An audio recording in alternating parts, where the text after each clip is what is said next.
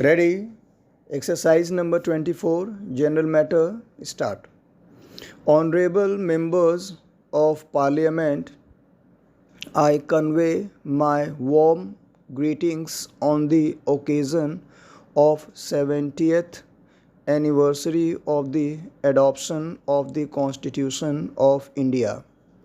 To all of you and to all our fellow citizens in India and abroad.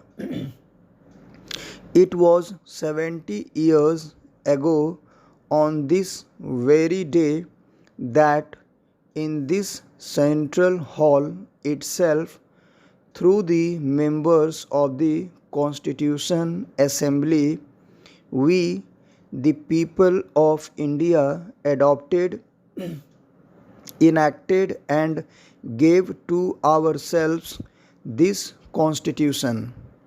It was in 2015, the 125th birth anniversary year of Baba Saheb Dr. Bhim Rao Ambedkar, that the Government of India decided to celebrate November 26 as Constitution Day every year. This is a commendable initiative to reiterate our gratitude to the chief architect of our Constitution.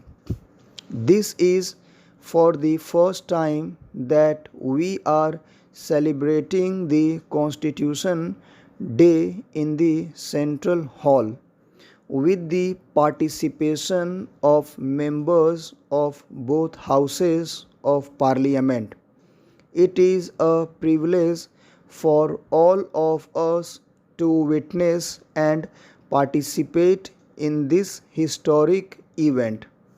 By their sheer wisdom, prudence, foresight, and diligence, the makers of our Constitution prepared a futuristic and vibrant document that reflects our ideas and aspirations on the one hand and protects the future of all Indians on the other.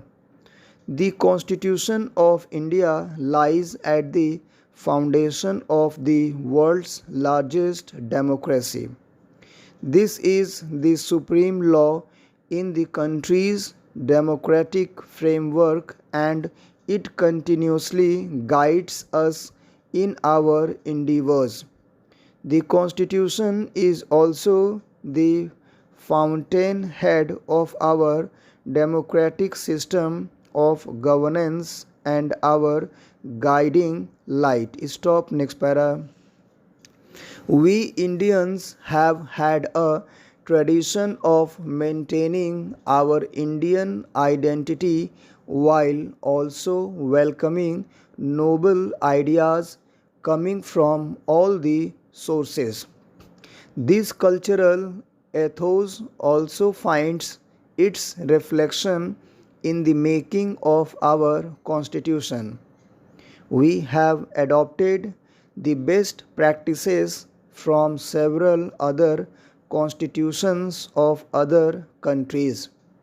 In addition, the imprint of our age-old values and the ideals from our freedom struggle can also be seen in our Constitution. Our Constitution is of the people of India, by the people of India, and for the people of India.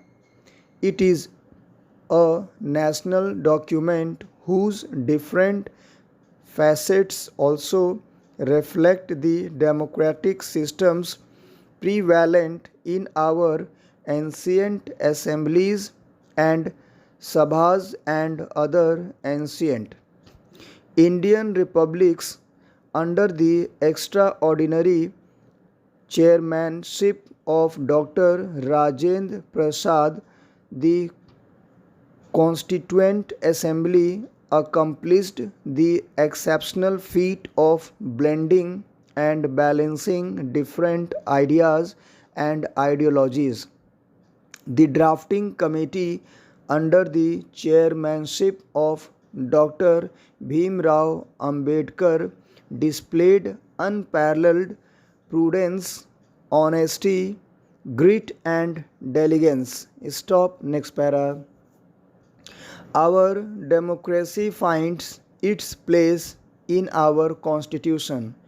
To ensure that the Constitution remains relevant over time, the makers of the Constitution also incorporated provisions allowing future generations to make necessary amendments as may be deemed necessary. Indian democracy is duly regarded and respected all over the world. This year, the people of India participated in the 17th general election, accomplished the largest democratic exercise in the world.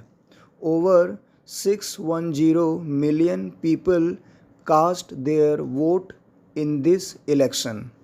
The participation of women voters was almost equal to that of men. The election of 78 women members to 17th Lok Sabha being the highest number of women members ever elected to this house is a glorious achievement for our democracy. Today, all the members of the Standing Committee of Parliament on Empowerment of Women are women. This signifies an important social and political change reflective of a bright future.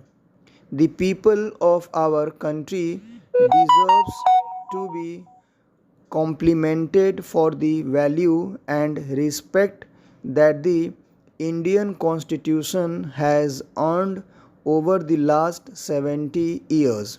Likewise, the three organs of the union and state governments, that is, the legislature, the executive, and the judiciary, deserve to be complimented for the same. Strengthening the relationship and synergy between the union and states, our journey towards cooperative federalism is a living example of the dynamism of our Constitution. While delivering his last speech in the Constitution Assembly on November 25, 1949, Dr. Ambedkar had said that the success of the Constitution would depend upon the conduct of the people of India and the political parties. The illustrious makers of our Constitution had, with complete devotion and honesty, though to serve and work conscientiously, while remaining free from fear or favor, affection or ill will and bias. They would have been confident that their future generations, that is, all of us, will adopt these values with the same spontaneity and integrity as they themselves did. I think in the present time we all need to introspect and reflect upon this. Stop. Next para. Honorable members of Parliament, In one of his speeches to the Constituent Assembly, Dr. Ambedkar, while underlying the importance of constitutional morality, emphasized that the essence of constitutional morality was to regard the Constitution as supreme and to follow the constitutionally mandated procedures regardless of any ideological differences. All the three organs of the state, persons gracing at the constitutional posts, members of the civil society, and common citizens of India are expected to abide by constitutional morality. According to our Constitution, it is the duty of every citizen to abide by the Constitution and respect its ideals and institutions. Full stop. Thank you very much.